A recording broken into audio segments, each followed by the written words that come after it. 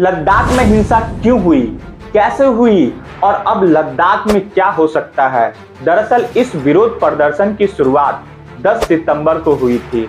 उस वक्त पर्यावरण और सामाजिक कार्यकर्ता सोनम वांगचुक के नेतृत्व में कुछ लोगों ने अपनी 4 प्रमुख मांगों को लेकर भूख हड़ताल का ऐलान किया था। ये 4 मांगे थी: लद्दाख को पूर्ण राज्य का दर्जा दिलाना, 6ठी अनुसूची के तहत लद्दाख को संवैधानिक सुरक्षा देना, लद्दाख के कारगिल और लेह को अलग अलग लोकसभा क्षेत्र घोषित करना और सरकारी नौकरियों में स्थानीय लोगों को प्राथमिकता देना।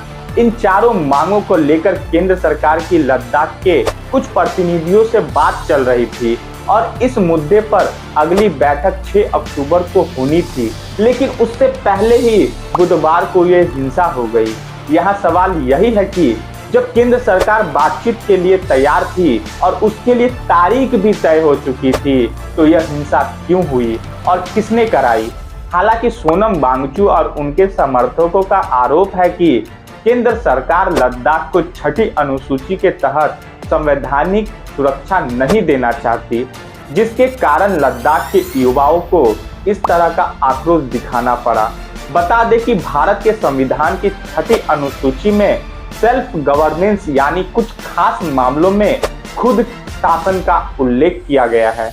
इसमें लिखा गया है कि उत्तर पूर्व के असम, मेघालय, त्रिपुरा और मिजोरम के जनजातीय इलाकों में सेल्फ गवर्नेंस के लिए ऑटोनोमस डिस्ट्रिक्ट काउंसिल यानी एक तरह की स्वतंत्र जिला परिषद बनाई जा सकती है और इन परिषद को यह अधिकार दिया जा सकता है कि वो अपने जनजातीय इलाकों में जमीन और जंगल से जुड़े नियम बना सके, स्थानीय प्रशासन और शासन से जुड़े कानून बना सके और अपनी परंपराओं, रीति रिवाजों और संस्कृति की रक्षा कर सके। और अभी सोनम वांगचुक और उनके समर्थक चाहते हैं कि यह अधिकार अब लद्दाख को दिए जाएं। इसके पीछे वो यह तर्क भी देते हैं कि लद्दाख में अनुसूचित जनजाति की आबादी लगभग 97% है। अब दूसरे सवाल पर आते हैं कि इन मांगों के पीछे 2 बड़े संगठन कौन से हैं। इनमें पहले संगठन का नाम है लेह एपेक्स बॉडी, जिसका गठन साल 2020 में हुआ था, और दूसरे संगठन का नाम है कारगिल डेमोक्रेटिक अलायंस और ये भी 2020 में बना है। सोनम वांगचुक अभी लेह एपेक्स बॉडी के सदस्य हैं। इसके अलावा ये दोनों संगठन साल 2020 से साथ हैं और इसी दोनों संगठनों में प्रतिनिधियों ने केंद्र सरकार के साथ बातचीत की थी और अब 6 अक्टूबर को केंद्र सरकार के साथ अगले दौर की चर्चा भी होने वाली थी, लेकिन उससे पहले ही ये हिंसा हो गई। यह हिंसा क्यों हुई? दरअसल सोनम वांगचुक और उनके समर्थक 10 सितंबर से भूख हड़ताल पर बैठे थे, लेकिन इस दौरान 23 सितंबर को इस भूख हड़ताल में 2 प्रदर्शनकारी बेहोश हो गए, जिनमें एक बुजुर्ग महिला भी शामिल थी। इस घटना के बाद लेह एपेक्स बॉडी के प्रदर्शनकारी आक्रोशित हो गए और उन्हें ये लगा कि अब भूख हड़ताल से बात नहीं बनेगी और इसके बाद इस संगठन की युवा शाखा ने बुधवार को लेह में बंद का आह्वान किया और ये कहा गया कि सारे प्रदर्शनकारी लेह में बीजेपी के दफ्तर के बाहर एक विशाल जनसभा में शामिल होंगे। लेकिन इसके बाद कारगिल डेमोक्रेटिक अलायंस के लोगों ने भी इस बंद को अपना समर्थन दे दिया और ये ऐलान किया कि पूरे लद्दाख में बंद रखा जाएगा।